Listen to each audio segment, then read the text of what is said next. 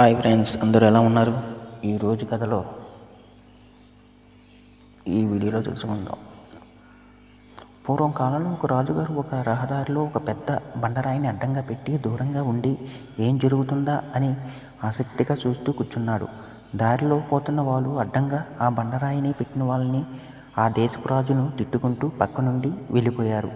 చాలాసేపటికి ఒక సామాన్య రైతు అటు పోతూ అడ్డంగా ఉన్న రాయిని చూసి తల మీదున్న మూటని పక్కన పెట్టి ఆ బండరాయిని ఒక్కడే శ్రమపడి తొలగించి తన మూటలను నెత్తిన పెట్టుకొని పోబోతుంటే అక్కడ ఆ బండరాయి ఉన్న చోట ఒక చిన్న సంచి కనిపించింది. విప్పి చూస్తే అందులో బంగారం నాణాలు, ఒక చీటీ కనిపిస్తుంది. అందులో ఈ బండరాయి తొలగించిన వారికి రాజుగారు బహుమతి అని రాసి ఉంది.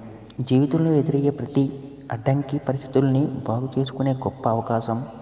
అయితే ఈ అవకాశాన్ని సోమరులు నిర్లక్ష్యం చేసుకుంటారు. అడ్డంకుల్ని సృష్టించిన వారిని తిట్టుకుంటారు. వివేకవంతులు తను ఔదార్యంతో, విశాల హృదయంతో, పట్టుదలతో అడ్డంకుల్ని అధిగమించి తన పరిస్థితుల్ని మెరుగుపరుచుకుంటారు. అంచెంచెలుగా ఎదిగి ఉన్న స్థాయికి చేరుకుంటారు.